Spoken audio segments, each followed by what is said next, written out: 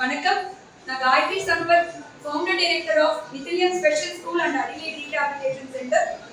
நித்திலியம் trust ஆரம்பிச்சு 10 வருஷம் முடிஞ்சு 11வது வருஷத்துல அடியெடுத்து வைக்கிறோம்.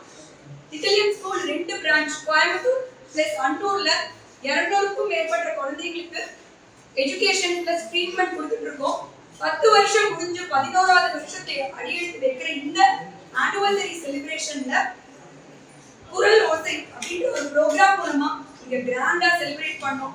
இந்த ப்ரோக்ராம்ல என்ன கான்செப்ட்னா திருக்குறளை தமிழ்நாடுல இருந்து வேற டிஸ்ட்ரிக்ட்ல கிட்டத்தட்ட 5 டிஸ்ட்ரிக்ட்ல இருந்து குழந்தைங்க பார்ட்டிசிபேட் பண்ணி 62 குழந்தைங்க பார்ட்டிசிபேட் பண்ணி அதுல இருந்து 22 குழந்தைங்க ஃபைனல் பெர்ஃபார்மன்ஸ் கொடுத்தாங்க. இந்த குரல் ஓசை ப்ரோக்ராமுக்கு சிறப்பு விருந்தினரா ஆக்டர், பன்முக கலைஞர், ஓவியர் திரு சிவகுமார் அவர்கள் சிறப்பு விருந்தினராக கலந்துக்கிட்டாரு. குழந்தைங்களுக்கு பெருமை சேர்த்தாரு. குழந்தைங்களோட வின் பண்ண குழந்தைங்களுக்கு எல்லாத்துக்கும் கேஷ் பிரைஸ் கொடுக்கப்பட்டுச்சு. குழந்தைங்களுக்கு சிவகுமார் கையால இன்னைக்கு கேஷ் பிரைஸும் கொடுத்தோம். அது மட்டும் இல்லாம இந்த ஈவெண்ட்டை ஒரு வேர்ல்ட் ரெக்கார்ட் ஈவெண்ட்டை நாம இன்னைக்கு ரெக்கார்ட் பண்ணதுல ரொம்ப பெருமகிழ்ச்சி அடைகிறோம்.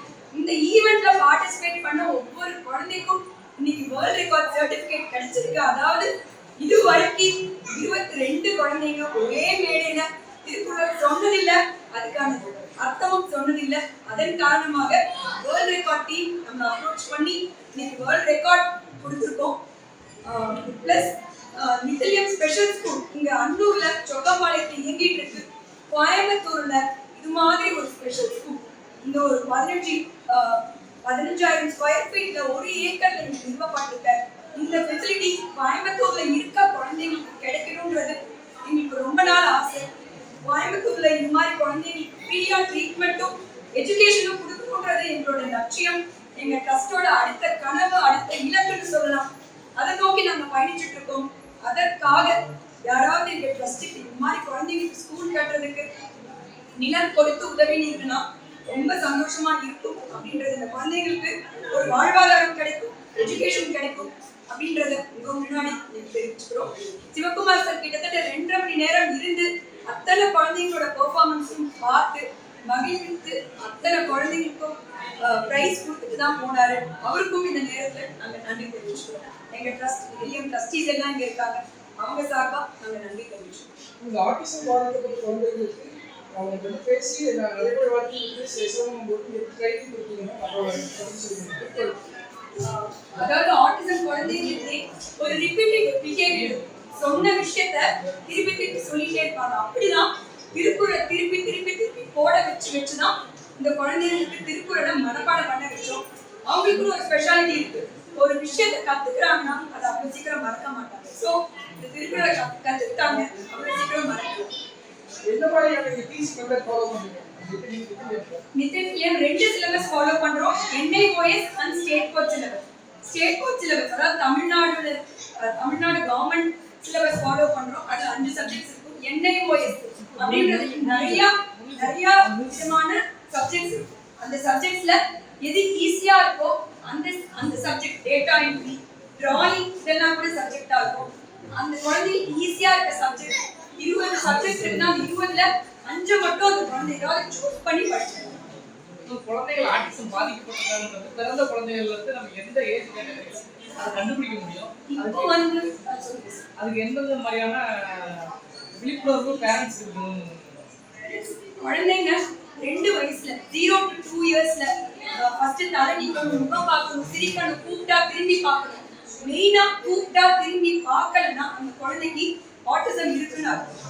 ஐ கான்டாக்ட் நம்ம பேசும்போது ஃபர்ஸ்ட் கண்ணை பார்த்து தான் பேசணும். அது அச்சீவ் ஆகலைன்னா அந்த குழந்தைக்கு ஆட்டிசம் இருக்குன்னு அர்த்தம்.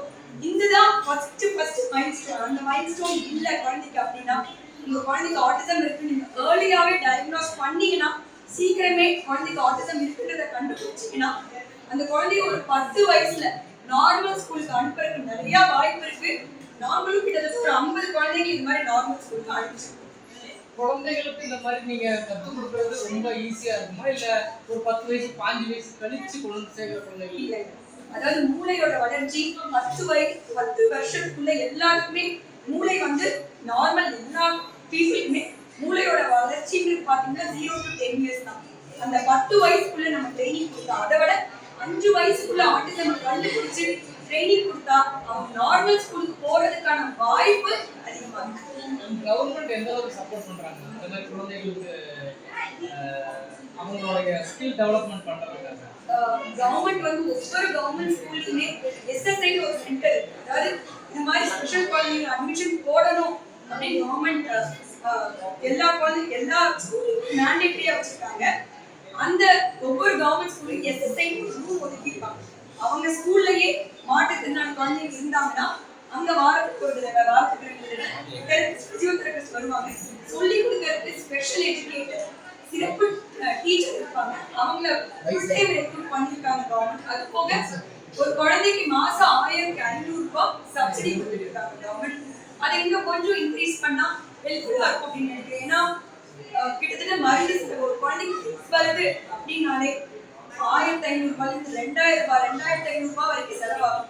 இந்த சப்சிடியை கொஞ்சம் கவர்மெண்ட் இன்க்ரீஸ் பண்ணாங்கன்னா ஹெல்ப்ஃபுல்லா இருக்கும்.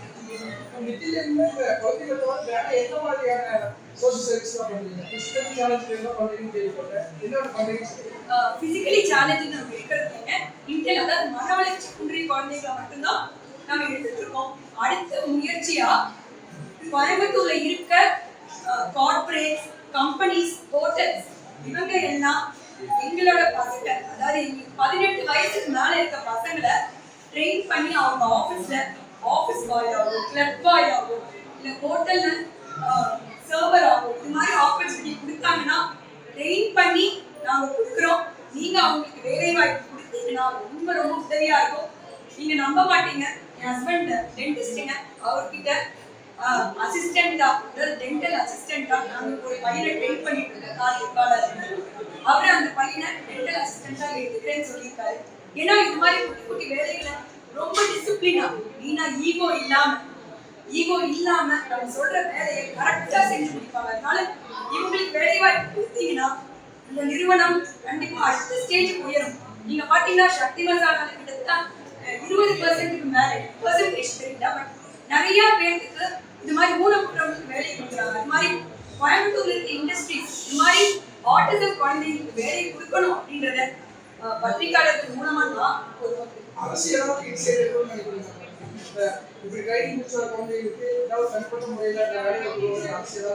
கண்டிப்பா அந்த வேலை வாய்ப்பு மேண்டேட்டரி, அதாவது அட்லீஸ்ட் ஒரு 1% வேலை வாய்ப்பு மேண்டேட்டரி, அதாவது அரசு வந்து 1% வேலை வாய்ப்பு இந்த குழந்தைங்களுக்கு மேண்டேட்டரி அப்படின்னு சொன்னா எங்களுக்கு என்னன்னா, நாங்க பேரண்ட்ஸோட வருத்தம் என்னன்னா, நாங்க இருக்கிற வரைக்கும் இந்த குழந்தைங்களை பார்த்துக்கலாம், ஆனா எங்களுக்கு அப்புறம் இந்த குழந்தையோட வாழ்க்கை என்ன ஆகும் அப்படின்னு எங்களுக்கு பயமா இருக்கும். ஒவ்வொரு பேரண்ட்ஸும் சொல்லுவாங்க. அதே ஒரு வேலை, ஒரு சம்பளம் இந்த குழந்தைக்கு இருந்துச்சுன்னா அந்த பிடிப்பு இருக்கும்.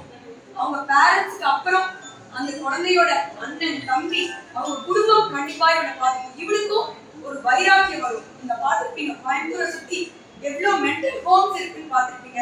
அதை எல்லாம் தவிர்க்கணும். இதை தவிர்ப்படி ஆகிறதுக்கு அரசு கண்டிப்பா ஒரே 1% வேலை வாய்ப்பு இந்த குழந்தைங்களுக்குலாம் கொடுக்கணும் அப்படின்றது.